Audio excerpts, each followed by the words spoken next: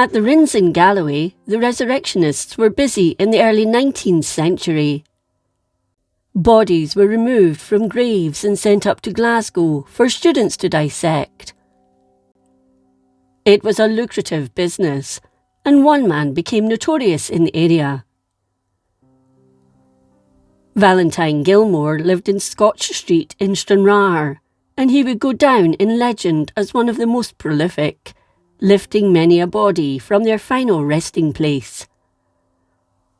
He was described as a strong man, and this may have played a part in people not confronting him. He'd been born to an Irish father, and his mother was of the Fingal family, and for a time he worked in England as a hawker or peddler, but returned to the south of Scotland, disappointed he'd not made his fortune. He settled in Scotch Street, and it was well known he didn't like working to pay his way. Once, a girl called Milroy died at Stonykirk and was buried at Kirkmadrin. A friend of the family called on Sonny McClurg to watch over the new grave night after night, as he told them he could handle any resurrectionist, should they appear. Accordingly, he went to the graveyard after dark and took up his position at the graveside, covered in a white sheet, pretending to be a ghost. Gilmore arrived around half an hour before him, and by the time the ghost had put on his costume, he had already dug out the coffin and broken it open, stripping the corpse of clothes, and had removed the naked body. He left the clothes, as he didn't want charged with theft. As soon as he spotted the ghost, he lay down with the girl's body and hid the clothes on his person, then marched off to meet the spectre. But Sonny thought he was seeing a real ghost and was terrified. He turned about and was about to flee when Gilmore said in a low, hollow voice, "What are you doing here, disturbing the dead?" "Oh, sir," replied the frightened Sonny, "you're come to watch, and I've come to watch too." "Aye," replied Gilmore, "you're come to frighten, and I've come to frighten, so we understand one another." "Yes," replied Sonny. "Well then," said Gilmore, "you go to that side of the kirkyard, and I'll cower behind this stone, and if any villains come, it'll be good if we don't give them a fright between us." Sonny went and took up his position, and Gilmore stripped off his winding sheet and crawled back to the grave, put the body in a sack, and made off with it into the night. In the morning, Sonny was horrified to find the grave he'd been watching all night had been emptied, the coffin sitting beside it, and the white cloth lying beside the gravestone where he'd left the ghost. He never once said he'd be able to watch a grave and chase off resurrectionists again, and the story of the ghost haunted him for the rest of his life. Valentine Gilmore lived to a ripe old age, but after his 60th birthday, he no longer went out after dark, and he never liked to be alone in his house after sunset. The reason for this, according to tradition, was because one night he went out to dig up the body of a Baptist minister who died in or around Stranraer, when, as he was digging the body out, something appeared that forced him to drop the idea, and he ran as fast as his legs would carry him.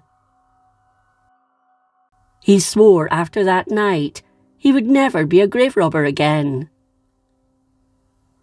It was said the ghost he'd encountered that night had told him it would never leave him alone, and that when he wasn't in the company of family and friends, it would always be there for him. He never told who the ghost was. Could it have been the minister, or was it the ghost of another he'd sent to Glasgow? Perhaps it was the girl. He never liked to speak of it. As soon as darkness fell, the rumour stated, the ghost was always there by his side if no one else was, so he was never allowed to be alone again, and he was said to be haunted for the rest of his life. He wasn't the only resurrectionist in Stranraer. Tom McMicken, or Meakin, went to rob a grave in a kirkyard in Stranraer, or thereabouts. As in the previous story, he and his fellow resurrectionists decided to use white sheets to make themselves seem like ghosts to anyone approaching or keeping an eye on the freshly dug graves. It was custom to watch over the dead for a week at the height of the body snatchers. When Tam and his gang got near the grave they wanted, they noticed another gang stripping a corpse. He swithered as to whether to capture the men and get a reward from his friends, or fight them for the body. In the end, he decided to try and get the body first, afraid of awkward questions. Two of them flitted about the graves, appearing now and again from behind a headstone, disappearing just as quickly. The other group soon noticed them, and seeing them appear and disappear so mysteriously, they took them for real ghosts, threw down the body, and duly scarpered. Tam and his companion took the body and placed it in their own sack and carried it to a safe place. He then decided he would go back and give the other group the fright of their lives. He duly got into their sack and his co-conspirator tied him in it, then hid behind a headstone to see what would happen. Having had a few brandies, the other group resolved to return and secure the body. Approaching cautiously, they found it safe in the sack, lying just as they'd left it. They got it onto their shoulders and carried it off. When they made it over the kirk stile, one of their number remarked, "It's a damn queer body this. It's quite warm yet." "Warm," quipped another. "It's no warm, it's hot." "Hot," came a voice from the sack. "If you were as short of time out of hell as me, you would be hot too."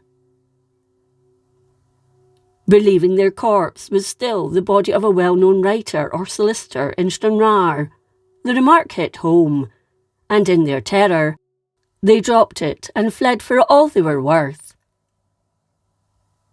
As soon as they were out of sight, Tam took his knife and cut himself free, then carried off the body of the lawyer to somewhere cooler to wait for him being picked up to go to Glasgow.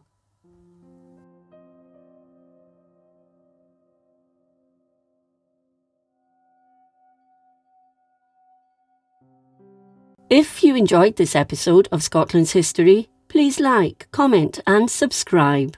Until next time, thank you for watching.